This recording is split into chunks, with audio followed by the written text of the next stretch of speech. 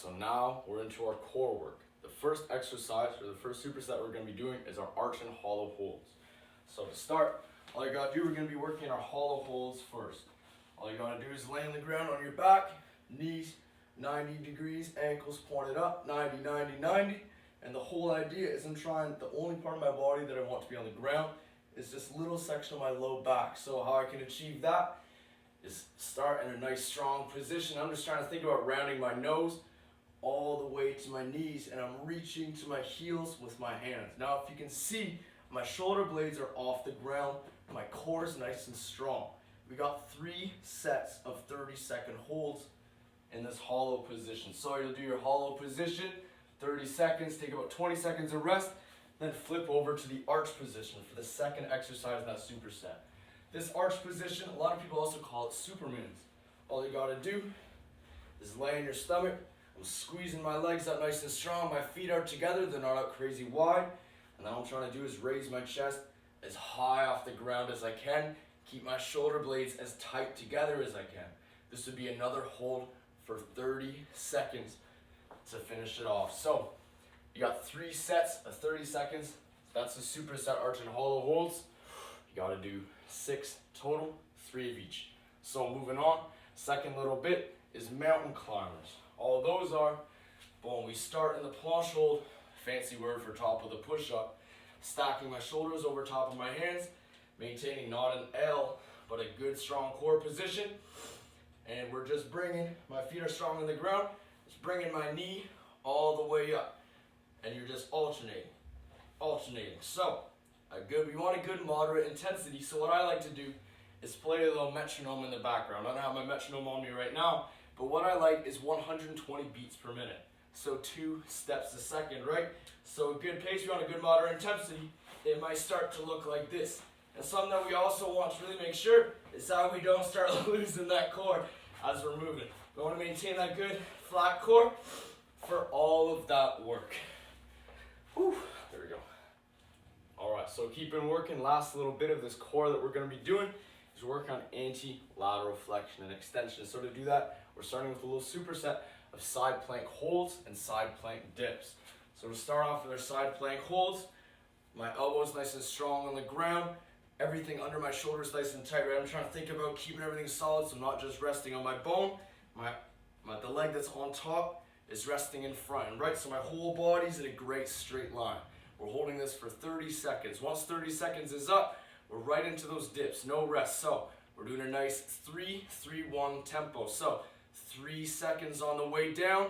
I never fully rest on the bottom. I just go as far as I can, feel a good stretch, pause for 3 seconds, and bring it back up. So 3 seconds on the way down, pause for 3, then bring it back up. So you got 12 reps of those side plank dips. 1 set, 30 seconds of the side plank hold, right into those 12 reps of the side plank dips. We got 3 sets total per side. That's the first exercise, first series of exercises. The second one is called our suitcase carries. So you can have any weight of dumbbell you need, moderate weight. You want to be working a little bit, and you only need one of them. Right, so we're doing lateral, anti-lateral flexion and extension.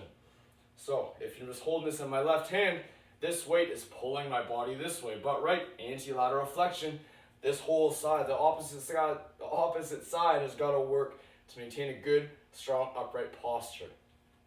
The best way that I like to do it, the way that I've really found that I enjoy it, is I like to walk with it. Because if I'm walking, then my core has to work from a variety of angles. You can walk forwards, you can walk backwards. The pace that I like is 20 steps. If there's not too much space for walking, you can always do it just in a timer, or you can walk in circles. You can get comfortable, find the way that you like it. Either way, the whole idea is you're doing 2 sets per side. Ideally, 2 sets of 20 steps per side of these dumbbell suitcase carries. And we're done with core.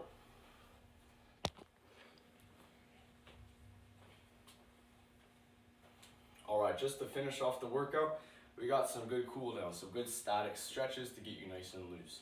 The first of which is just a standing hamstring stretch. So, I'm standing nice and strong, my legs are as straight as I can, and I'm just shoving my hips back and bending my body forward, trying to maintain that good, straight, strong legs.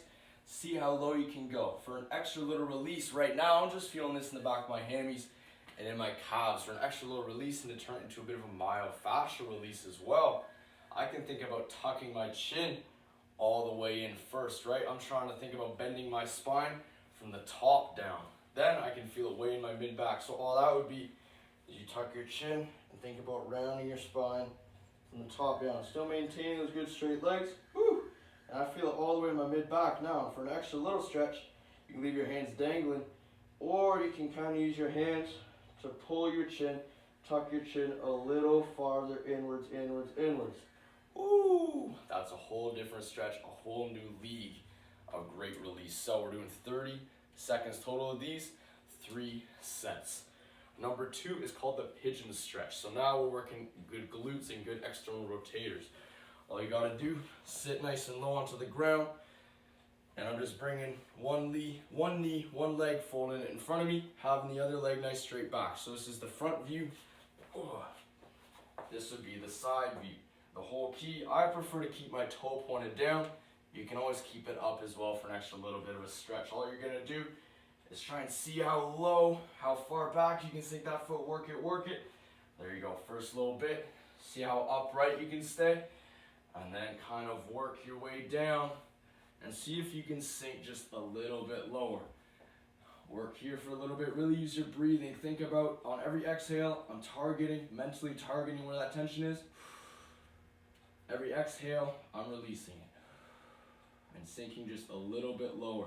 If you can get comfortable, start even trying to walk your hands out and seeing how flat that you can go. So you got 2 sets of 30-second holds per leg on that pigeon stretch. Next one, these are some scorpions. These are some weird, funky ones, but I really enjoy them. They even work your upper body, your shoulders, and your lower body, everything in your core.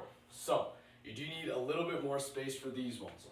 All you gotta do is start down in a nice lying T, right on your face, and what I'm trying to do is bring my opposite leg to my opposite hand. So if everything nice and strong, trying to maintain my shoulders stay on the ground that whole time, I twist and rotate, see if I can bring my toe to touch this hand. Whew. Hold that for a few seconds, return to normal. See if you can do it with the other hand too, see? I'm lacking a little mobility on this side.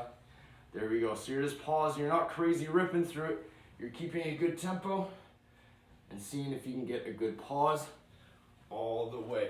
Whew. All right, so for those scorpions, we got 2 sets of 10 reps per side. So 2 sets of 20 reps total. Moving on, we got the lying quad stretch. This is one of my personal favorites after every single rugby game. Absolutely quad blaster. So you just got to start lying down, feet out in front of you. You can even use this little opportunity to feel out your hammies. So first step, as I'm going to stretch on my left leg first. As my right leg stays maintained on the ground, I fold my left one behind me as far as I can go. Let's see if I'm bendy today. And I'm trying to see how far back I can get my body. The goal is to get your back all the way on the ground. Whew, I am tight today. There we go. See if you can get your back all the way on the ground and keep that front knee from lifting. See, mine's raising. You want it to be all the way down there. Feel a great stretch in the front of the quads, and even the TFL and IT band on the side. So we got 3 sets of this total, a 30-second hold per leg. Well, to come out of it, you just got to roll to the opposite side. Roll to the side of that straight leg. So the last one is a quad stretch as well. This is called the couch stretch. You can use a little bit of support. I got my handy dandy bench right here. There we go. Bang. All we gotta do, I'm just imagining I'm doing like a little bit of a split squat, but my back foot is elevated up on the bench or on the couch. I do this in front of the TV when I'm just eating dinner sometimes. So all you gotta do, that front foot, nice and strong, maintaining all that strength. That hind foot is right just on the bench, just chilling. And I'm just driving this knee forward, and I'm seeing how low I can sink. So right off the bat, I feel a great stretch right down my knee. I'm trying to maintain a good upright posture. And then going even from here, once I'm comfortable, see how low you can sink. If you want an extra little bit of a hint of a stretch, even emphasize the top of the quad at the hip flexor. Think about squeezing my squeezing my glutes, shoving my hips forward, and then seeing how low I can sink. That really targets the hip flexors and the upper quad, opposed to just right down there, which is just the quads around the knee. All right, so we got 2 sets of 30-second holds per side of that lying couch stretch. There we go. Thank you very much. That's all good for day 1 of these workouts and lesson plans.